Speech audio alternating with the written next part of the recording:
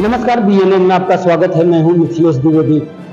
भदोही लोकसभा चुनाव का मतदान संपन्न हो चुका है, लेकिन इस बार के लोकसभा चुनाव में एक बहुत अहम और खास बात देखने को मिली है।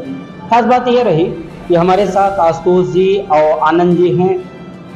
एक ऐसी संस्था के ये मुख्य प्रबंधक और डायरेक्टर हैं जो संस्था लगातार जन सेवा के क्षेत्र में कार्य कर रही है। आखिर संस्था का उद्देश्य क्या है, संस्था ने इस बार के लोकसभा चुनाव में आखिर किया क्या है, पहले देखते हैं ये रिपोर्ट और फिर शुरू करेंगे आशुतोष और आनंद जी के साथ वार्तालाप और जानेंगे कि वाकई में इस संस्था के जरिए इस लोकसभा चुनाव में ऐसी कौन सी पहल हुई है जो राष्ट्र की मजबूती और देश में एक सशक्त सरकार बनाने की दिशा में कार्य तो करेगा ही करेगा, साथ ही जन सेवा के क्षेत्र में भी इनका और इनकी संस्था का यह योगदान भदोही लोकसभा चुनाव 2024 के इतिहास में स्वर्णाक्षरों में लिखा जाएगा। तो देखते हैं रिपोर्ट और फिर बात करते हैं। जन सेवा के क्षेत्र में राष्ट्रीय स्तर पर कार्य करने वाली संस्था सिस्को के मुख्य प्रबंधक और डायरेक्टर ने इस लोकसभा चुनाव में जो अनूठी पहल की है वह भारतीय लोकतंत्र के इतिहास में सहयोग की दिशा में स्वर्णाक्षरों में लिखा जाएगा।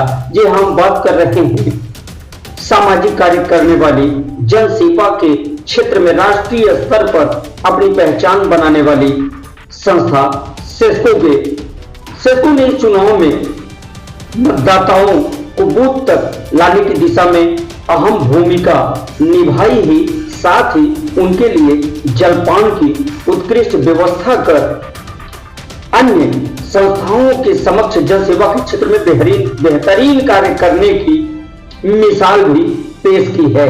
इस संस्था की और क्या रही खास बातें, आइए जानते हैं। आशुतोष जी क्या कहेंगे इस बार के लोकसभा चुनाव में आपकी संस्था के जरिए दिव्यांगों, बुजुर्गों, महिलाओं को मतदान में बहुत सहयोग किया गया, साथ ही उनके जलपान से संबंधित उत्तम व्यवस्थाएं थी, कड़ी धूप थी, मतदान में संस्था ने पूरा सहयोग। जी, हमारी संस्था सिस्को जो बच्चों के लिए, गरीब बच्चों के लिए एजुकेशन के लिए काम करती है, तो हमने इस बार देखा कि गर्मी काफी प्रचंड है, पारा 40 डिग्री के ऊपर तक जा रहा है, तो हमने ये निर्णय लिया क्यों न मतदान ज्यादा से ज्यादा संख्या में हो, इसको प्रमोट किया जाए।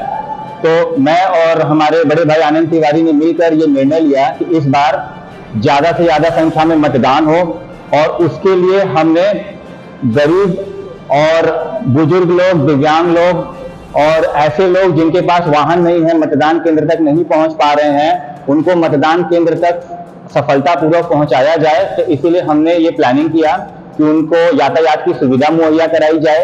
और चूंकि गर्मी इतना प्रचंड है, हमने देखा है कि लोग धूप में जब बाहर निकलते हैं तो इन्हें प्यास भी बहुत लगती है, तो यातायात के साथ साथ हमने जलपान और शरबत की भी व्यवस्था की। हमारी संस्था का नाम सिस्को है, colossal educational and social children organisation. तो जैसा कि संस्था के नाम से ही आप समझ पा रहे होंगे कि ये संस्था बच्चों के लिए समर्पित है।